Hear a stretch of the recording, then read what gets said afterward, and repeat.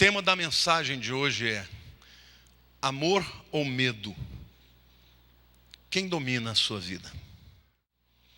Quero começar lendo a palavra em 1 João capítulo 4, versículo 18, que diz assim: no amor não existe medo. Antes, o perfeito amor lança fora o medo. Ora, o medo produz tormento. Logo, aquele que teme não é aperfeiçoado no amor.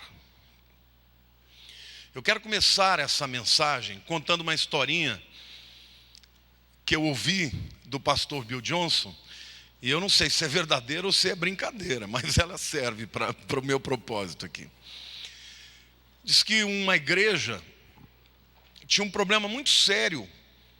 Quando toda vez que ela ia fazer um culto, tinha um bar ao lado da igreja, frequentado por aqueles motoqueiros, sabe, americanos, aqueles camaradas que chegam de Harley Davidson e ficam fazendo barulho, brum, brum. E era uma arruaça, porque eles enchiam a cara e depois ficavam fazendo gritaria, e a igreja ficava muito irritada com aquilo. Então eles começaram a orar para Deus fechar o bar. E oravam, faziam vigília para Deus fechar o bar. Quando eles receberam a notícia que, na verdade, o dono do bar tinha comprado um terreno ao lado do bar dele e começou uma obra para ampliar a igreja. Aí os crentes reforçaram ainda mais a oração. Uma semana antes da inauguração do novo bar, deu uma tempestade e um raio caiu, pegou fogo em tudo, foi para o chão. O dono do bar ficou fulo da vida com os crentes. Foi e entrou na justiça contra os crentes, dizendo: eles são responsáveis porque eles ficaram orando para Deus acabar com esse bar. E os crentes se defendiam dizendo: eu não tenho culpa nenhuma. Aí diz que o juiz falou assim: olha, gente, eu estou diante do impasse aqui. Eu não sei como eu vou decidir, mas eu estou estarrecido, porque eu tenho um dono de bar crendo piamente na oração dos crentes, e tem uma igreja inteira não crendo na oração que fazem. É muito boa, né? Provavelmente é uma brincadeira, mas vamos combinar, tem tudo a ver com a palavra que eu quero pregar.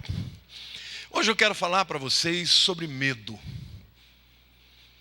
Qual é a alternativa para viver debaixo de medo? Por que as pessoas têm tanto medo?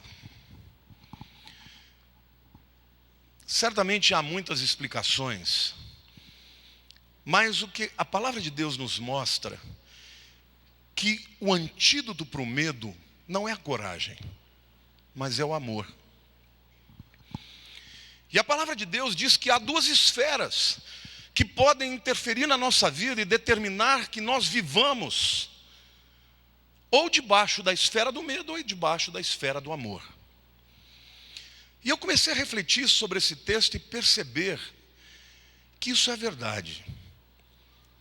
Na verdade, as pessoas vivem debaixo de medo por conta de experiências passadas que tiveram.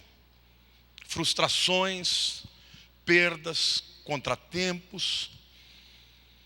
E muitas vezes essas pessoas passaram por essas circunstâncias ruins. Talvez um diagnóstico ruim do médico, talvez uma situação familiar ruim, e as pessoas se sentiram sós, abandonadas por Deus, desamadas por Ele. Hoje eu quero mostrar para vocês que viver debaixo do medo não é uma opção. Não é uma boa opção para aquele que crê em Deus. E quero dar algumas razões para que nós não vivamos dessa maneira. Hoje a gente está vivendo debaixo desse espírito, né? Você liga a televisão, só notícia ruim. Se você liga nos canais que pegam a classe D e E, é só matança. Se você vai para aqueles canais que visam um público um pouco mais, né, elevado do ponto de vista intelectual, econômico, é só notícia ruim do ponto de vista político e econômico. As pessoas estão apavoradas.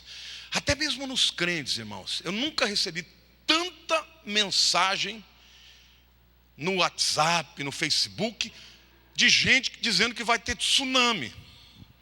que vai devastar as costas do Brasil. Para com isso, gente. Crente, você não foi chamado por Deus para ser um alarmista. Você foi chamado por Deus para trazer uma palavra de esperança, irmãos. Ora, para que serve uma profecia dessa? Por acaso todos os crentes que moram no Rio de Janeiro vão mudar de lá? Claro que não. Todos os crentes que moram nas costas, na costa brasileira, vai mudar de lá? Ora, se você crê que Deus está te mostrando, então ore para que Ele mude essa situação. Senão, não alarme ninguém. Eu quero declarar para a sua vida que Deus não quer que você viva debaixo de pavor, de medo, porque este não é o espírito que Deus tem para a tua vida.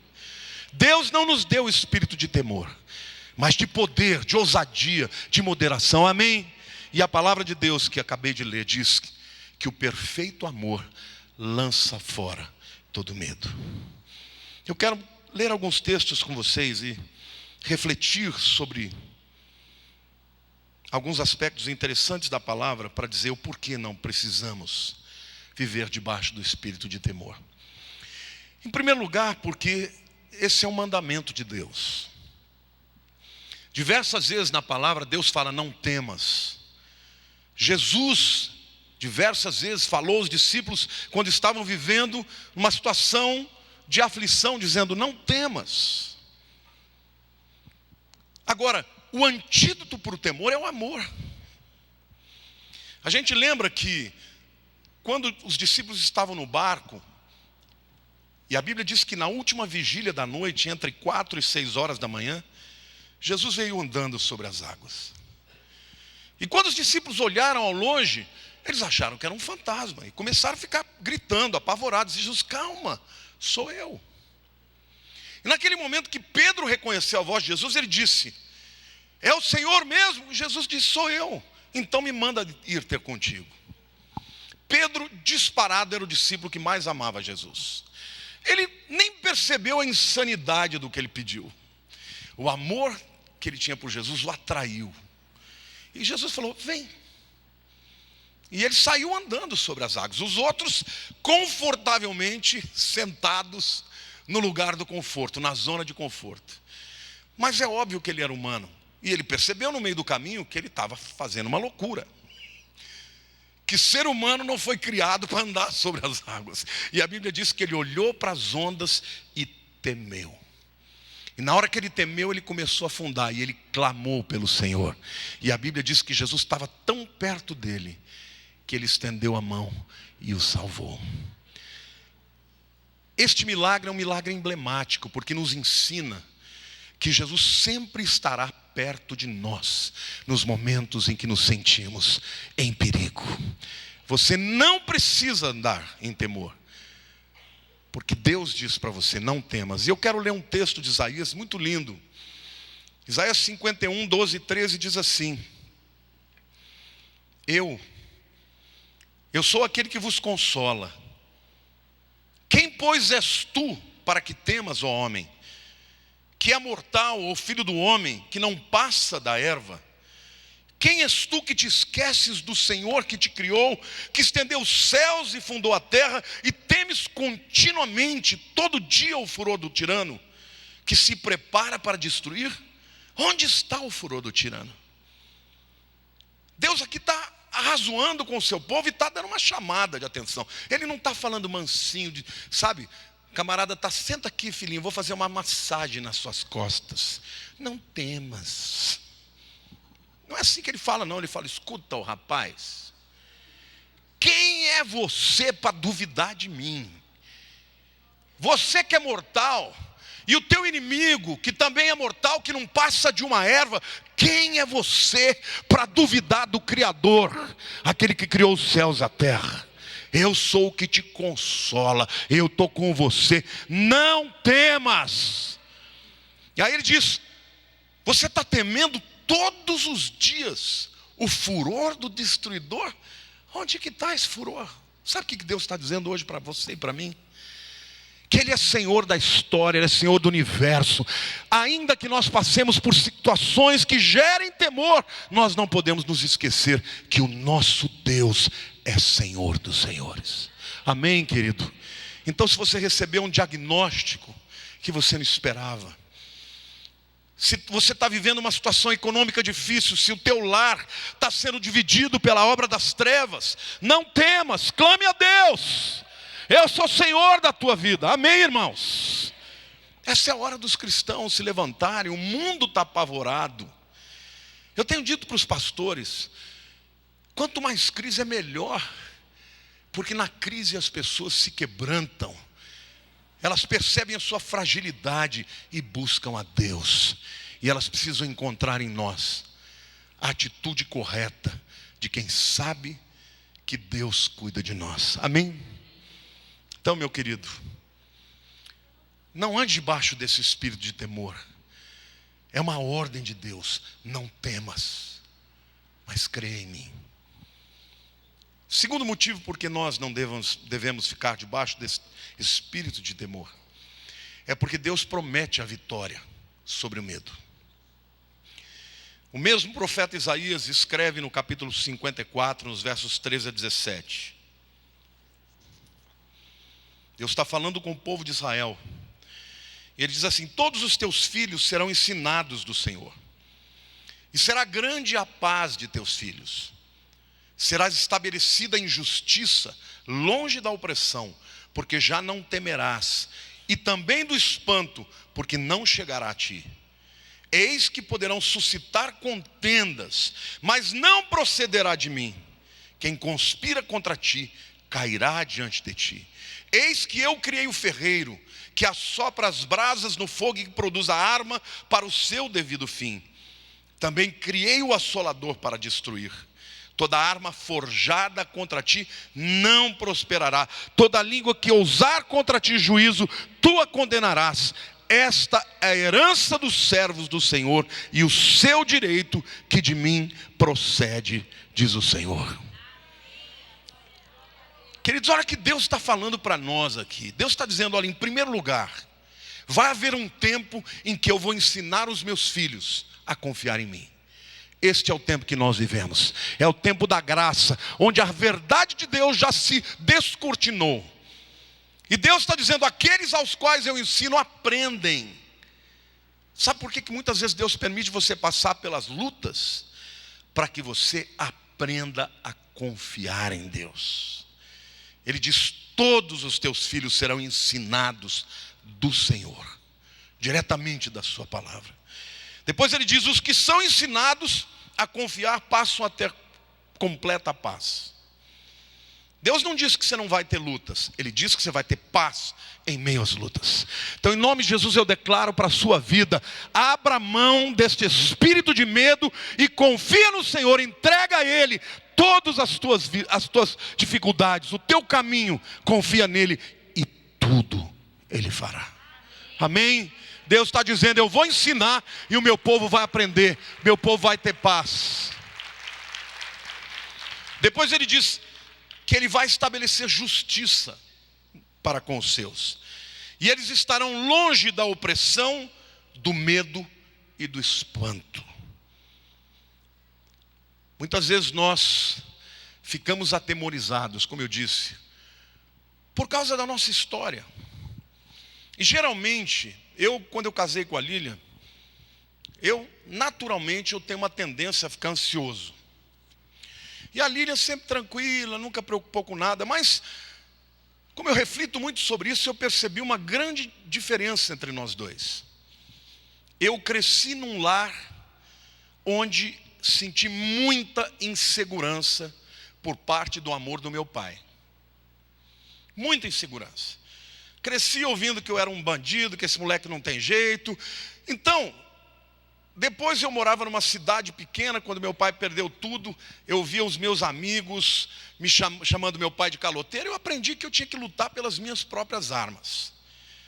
Descobri que gritar mais alto dava resultado, e eu passei a bater em todo mundo que olhava diferente para mim, eu já partia para o meio da cabeça, e dava pedrada, paulada, eu era temido, eles olhavam, esse moleque é louco. Cuidado com ele, porque ele não bate bem. E eu cresci assim, com essa insegurança. E percebi que quando eu me casei com a Lília, a diferença entre nós era exatamente essa. Ela tinha tido um pai que a vida inteira deu tudo para ela, que ela era a filhinha dele, fazia tudo que ela precisava, ela queria uma coisa, ela dava. Então, ela não tinha nenhuma dificuldade de crer que o Pai do céu cuidaria dela. E eu tinha um relacionamento com Deus, no qual eu o via como o Senhor, o poderoso, mas nunca como aquele que me amava a despeito dos meus erros e pecados. E Deus foi tratando isso na minha vida. E hoje eu posso dizer para vocês que eu estou uma pessoa muito mais tranquila. Já não tenho medo do futuro, já não tenho mais medo que as coisas vão acontecer. De vez em quando a gente é assolado por uma onda de medo.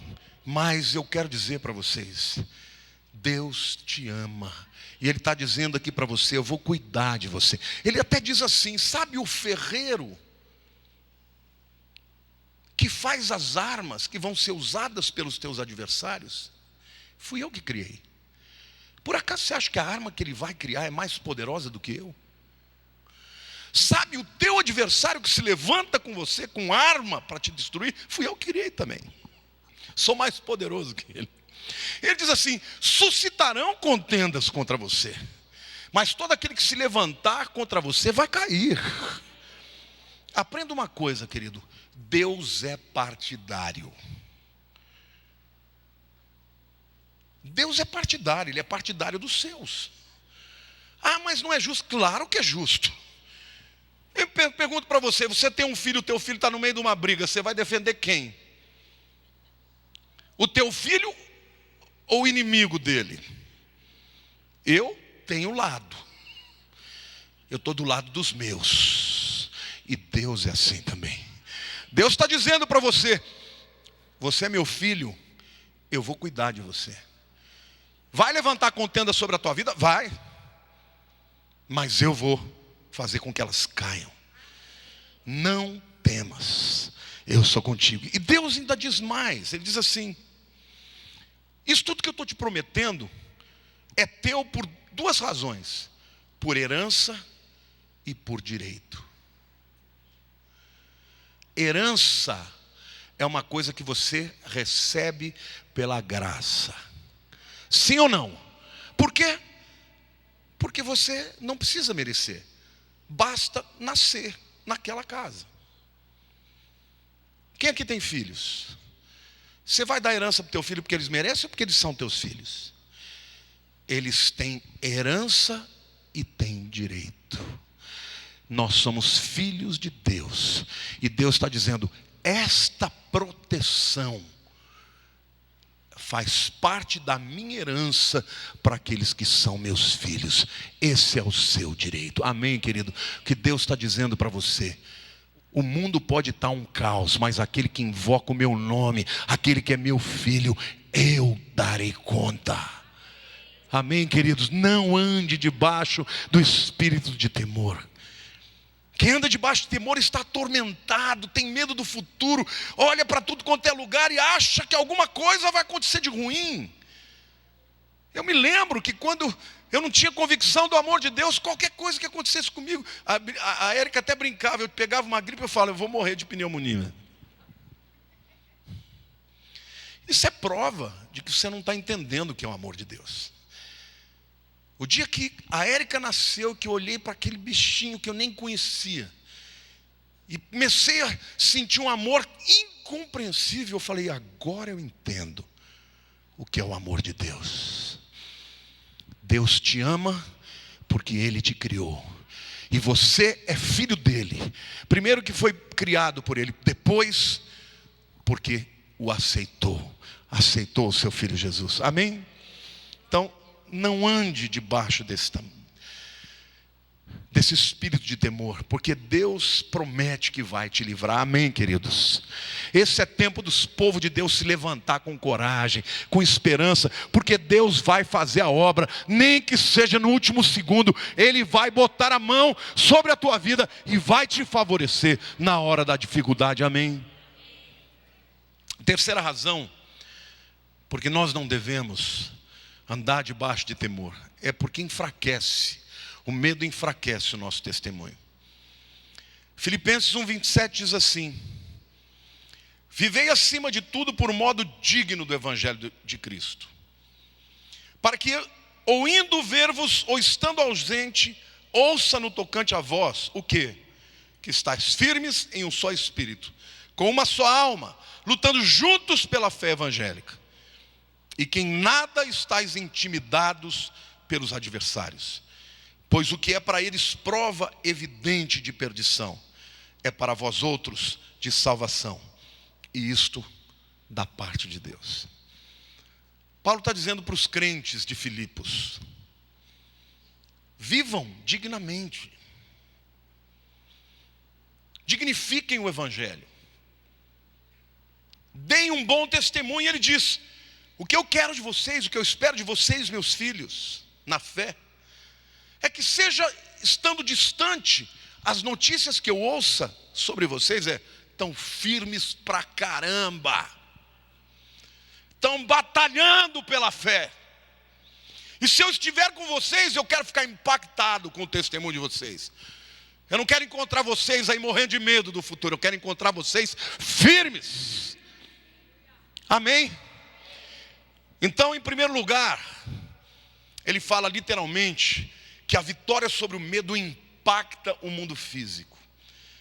Quando você vive com esperança e com fé, a despeito das dificuldades, as pessoas ficam abaladas positivamente.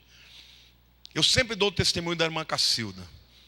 A irmã Cacilda, quando teve um câncer, você não via ela dar um testemunho ruim.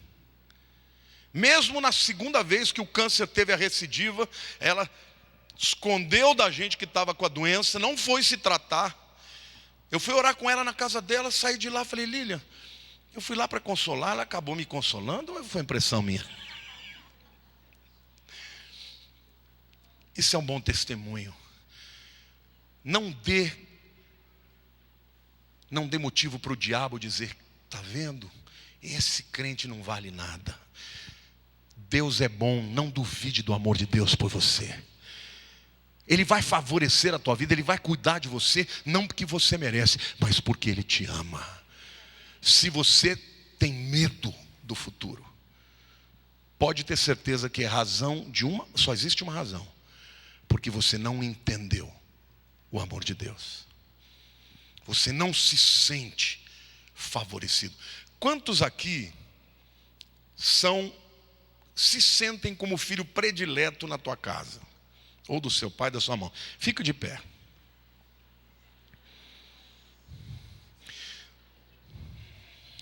Não tenha vergonha, fique de pé, as pessoas ficam até com medo.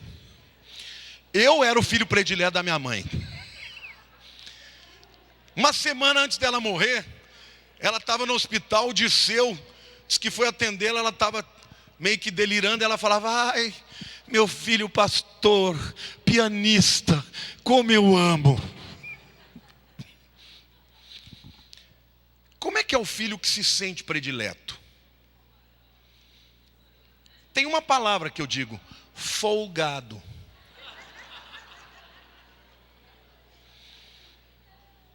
É verdade ou não é? Você sabe que você pode fazer o que for, que você vai chegar lá, vai jogar um lero no teu pai, na tua mãe, e vai ficar tudo bem. Não é? Às vezes o filho que não é predileto, os pais são duros. Mas aquele que é o predileto, ele chega, dá um lerozinho: ai mamãe, não sei o que lá. Acabou. Pode sentar. Pode ser que você não seja o predileto do seu pai e da sua mãe, mas você é o predileto do Pai do céu. Deus espera que você se sinta assim, tão amado por Ele, que você tem certeza que o mundo pode cair, mas Ele vai entrar debaixo das pedras que vão cair para te proteger. Quem se sente amado não tem pavor.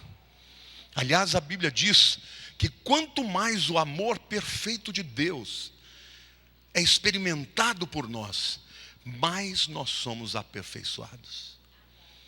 Quanto mais você sente o amor de Deus, mais você se torna uma pessoa confiante, que desenvolve o seu potencial. Amém? E eu quero dizer hoje para você, querido, a palavra de Deus diz que não basta conhecer intelectualmente. Você tem que receber a impressão do amor no teu espírito. Aquele filho que foi amado a vida inteira, que ouviu dos outros dizendo, você é o queridinho do papai, né? Estou vendo o Marco ali, o Marco sempre foi, as más línguas diziam que ele era o predileto do papai.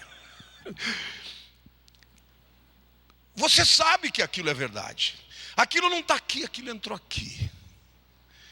Então, meu querido, a Bíblia diz, provai e vede que o Senhor é bom. O Senhor quer que você experimente isso, que você sinta isso, que na hora da dificuldade, na hora da tribulação, você sinta o amor de Deus pela sua vida. Amém? Eu quero dizer também que o texto fala que os adversários, quando testemunham o amor de Deus na sua vida e a convicção de que você é amado por Ele, os adversários sentem que estão condenados. Para eles, isso soa como estou perdido. Então aqui eu vejo não só os adversários humanos, mas os espirituais também. Porque qual é a arma, qual é a estratégia primeva, antiga, repetitiva do Satanás? É lançar o medo. Agora, quando a sua principal arma falha, porque você está seguro no amor de Deus, a Bíblia diz que Ele recebe isso como uma convicção da sua condenação. Então, esta maneira digna de se viver do Evangelho, vivendo com coragem, se manifesta para eles como estou condenado, e para nós como o perfume da glória de Deus. Amém, querido? Para que viver debaixo de temor e de medo? A quarta razão, porque não devemos andar debaixo de temor, é que porque o que teme não é aperfeiçoado em amor. João 4, 17, 18 diz assim, nisto é em nós aperfeiçoado o amor, para que no dia do juízo mantenhamos confiança, pois segundo Ele é, também nós somos neste mundo. No amor não existe medo, antes o perfeito amor lança fora o medo. Ora, o medo produz tormento, logo aquele que teme não é aperfeiçoado em amor. É interessante ele citar o amor como algo necessário para a confiança que nós vamos ter no dia do juízo. Uma das razões por que as pessoas descreem no cuidado de Deus é por causa da acusação. Ninguém aqui é perfeito, sim ou não? Você já cometeu um pecado e ficou com a sensação de que Deus ia te punir? Ou pelo menos Ele ia te deixar nas mãos do diabo para que o diabo te punisse? Quantos já sentiram isso? Sabe o que a Bíblia está dizendo?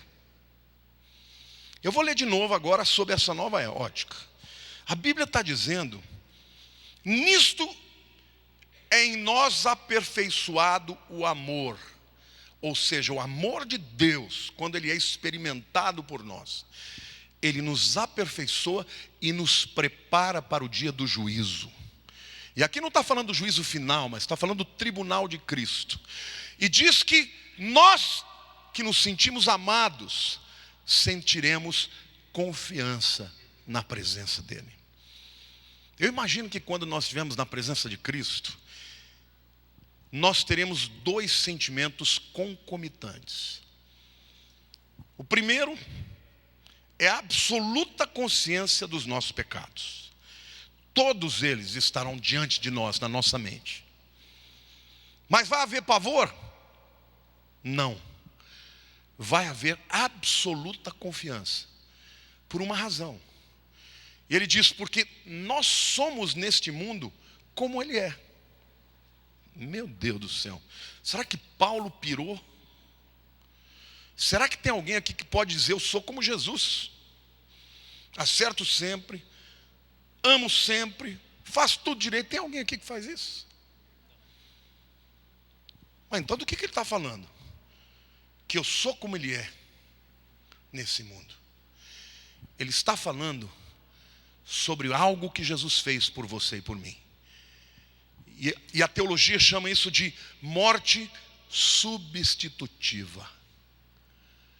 Quem tinha que morrer éramos nós, quem morreu foi Ele.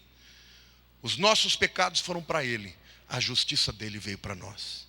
Então, quando você estiver diante de Deus no dia do juízo, na verdade, diante do Senhor Jesus, você vai ter absoluta consciência dos seus pecados, ao mesmo tempo que vai ter absoluta confiança de que você está ali, não por causa das tuas obras, mas por causa das obras dele. Então vai ser um sentimento dúbio, mas que na verdade é resultado do aperfeiçoamento da nossa fé pelo amor de Deus. Queridos, eu quero dizer algo para você. Eu não acredito que ninguém vai se tornar mais crente por causa de medo de ir para o inferno. As pessoas se tornam mais crentes por causa da absoluta convicção do amor de Deus. A palavra de Deus diz que é a graça de Deus que nos conduz ao arrependimento. Amém? Quando você sente o amor de Deus por você sendo o pior dos pecadores, é que você mais sente o amor dele pela sua vida. Jesus disse: aquele que muito foi amado, muito perdoa. Porque nós não precisamos ter temor. Porque o temor impede que nós sejamos aperfeiçoados. Um filho que foi muito amado a vida inteira será um filho que repetirá o amor para os seus filhos. Está provado. Filhos que foram espancados se tornam espancadores. Filhos que foram abusados se tornam abusadores. Mas filhos que foram amados se tornarão pais e mães amorosos. Porque o amor nos aperfeiçoa. Ele imprime em nós o caráter de Deus. Amém, irmãos? Então eu quero te dizer, não permita que o seu passado, que as rejeições que você recebeu na sua alma determinem quem você é e o seu relacionamento com Deus. Deixe que o amor de Deus transforme a sua vida, o seu futuro, e transforme você a cada dia. Amém? Você pode aplaudir o Senhor? Isso é lindo, queridos. Isso é maravilhoso. Eu quero fazer algumas perguntas para vocês. Como é que você tem lidado com medo? Você finge que não tem medo? Ou você o relativiza? E relativiza a fé e racionaliza o medo. Não, eu sou assim, eu sou assim porque eu sou ansioso. Ou eu estou assim porque, sabe, a vida é muito difícil, a vida foi cruel. Enquanto você relativizar, você nunca vai experimentar a transformação no amor de Deus na sua vida. Eu confesso a vocês que eu briguei muito com Deus para que eu pudesse senti-lo como meu pai, para sentir que ele me amava a despeito de qualquer coisa. E no momento mais difícil da minha vida, quando eu perdi a minha mãe, foi que Deus começou a trabalhar, a expor a ferida, e começou a me mostrar que eu era favorecido dele. Ele começou a mostrar o quanto ele cuidava de mim, o quanto ele me abençoava. Ele muitas vezes me fazia olhar para Lília dizendo: sabe essa mulher apaixonada por você? Eu te dei. A palavra de Deus diz que a herança vem do pai, mas a mulher virtuosa vem do Senhor. Então cada vez que eu olhava para minha mulher e achava que ela era maravilhosa, eu dizia: Deus só me ama mesmo, me deu a melhor de todas elas. Quando eu olho para minha filha e vejo a menina de caráter que ela é, menina brilhante, inteligente, firme com Deus. Agora vejo o meu menino, o meu netinho, sendo uma criança doce, obediente. Eu falo: Deus, eu sou amado. O Senhor com a sua cobertura, com a sua sombra, tem me abençoado. Eu quero dizer, isto está disponível para você. Comece a crer no amor de Deus. Porque você prediz e espera tantas coisas ruins, simplesmente porque você talvez não tenha provado o amor de Deus na sua vida. E Ele quer te mostrar não no intelecto. Ele quer te envolver nesta esfera de confiança e de amor. Eu quero terminar essa palavra dizendo para vocês, queridos, que a arma do medo é a principal arma de Satanás. A Bíblia diz que ele anda como um leão ao derredor, procurando a quem possa tragar. Este texto é retirado da natureza, porque a principal arma do leão, quando ele vai atacar principalmente a presa dos búfalos, ele precisa dispersar a tropa. E ele o faz usando a sua arma poderosa, que é o rugido, para trazer medo e pavor para aquele grupo de animais poderosos, fortíssimos. Um búfalo pode matar facilmente um leão com uma chifrada. Mas quando ele ruge, os animais se dispersam. E aí ele enxerga o mais fraco e abate o mais fraco. Satanás é assim. Todo pensamento de medo, toda visão que te amedronta, que te deixa com medo do futuro, que te deixa inseguro em relação ao cuidado de Deus, é a arma do inimigo sobre a sua vida. Mas vejam o que diz a Bíblia. 1 Pedro 5,7, lançando sobre ele as nossas ansiedades, porque ele tem cuidado de nós, ou de vós, como o texto diz. Salmo 34, versículo 8, ó, provai e vede que o Senhor é bom, bem-aventurado, feliz o homem que nele se refugia. E eu quero terminar com o Salmo 127, os primeiros 3 versículos, que dizem o seguinte: se o Senhor não edificar a casa, em vão trabalham os que edificam. Se o Senhor não guardar a cidade, em vão vigia a sentinela. Deus está dizendo, olha, você vai ter que edificar, você vai ter que vigiar, mas se Deus não tiver no teu negócio, é em vão. E aí ele diz algo lindo, ele diz assim: inútil vos será levantar de madrugada, repousar tarde, comer o pão que penosamente granjeastes. Aos seus amados ele o dá enquanto dormem. Olha o que Deus está dizendo assim para você. De que adianta você ser uma pessoa desesperada, que levanta de madrugada e vai dormir tarde da noite porque está com preocupação na vida, e vai comer o pão que Deus te dá, que você trabalhou duramente, e você come de uma maneira inadequada, porque você não confia. Ele diz, isso é inútil, simplesmente porque Deus dá aos seus enquanto dormem. Querido, o dia que você entregou a tua vida para Jesus, Ele selou você. Você é propriedade dEle. A sua vida é propriedade dEle. A sua família é dEle. Os seus negócios são dEle. Os seus problemas são dEle.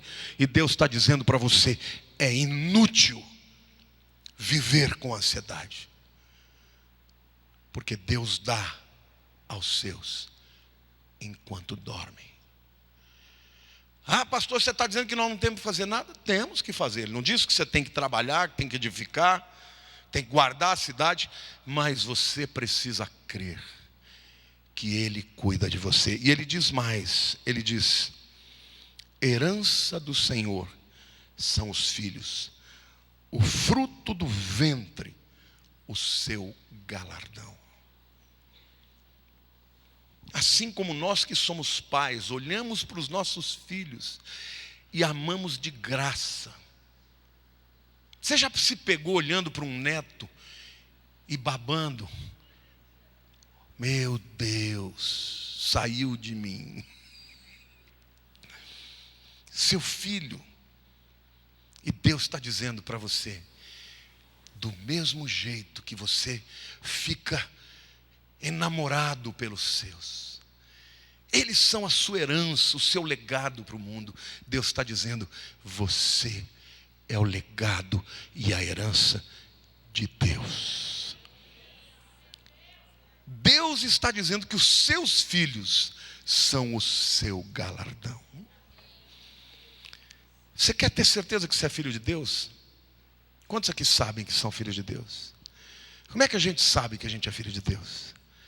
Porque a palavra de Deus diz: a todos quantos receberam a Jesus, deu-lhes o poder de serem filhos de Deus, a saber, os que creem no seu nome. Quantos aqui creem no nome de Jesus? Diga: eu creio no nome de Jesus. E o Senhor fala: então você é meu filho, minha herança, meu galardão. Amém, querido? Não deixe que nesse momento que o mundo está vivendo debaixo do pavor, a sua vida seja pautada por esse Espírito. Essa é a hora dos filhos de Deus se levantarem com um testemunho digno. Estou vivendo um momento de luta, mas Deus é fiel. Ele é o meu Pai. Ele é o meu Pai. E eu sou seu filho. Amém? Feche seus olhos, meu querido.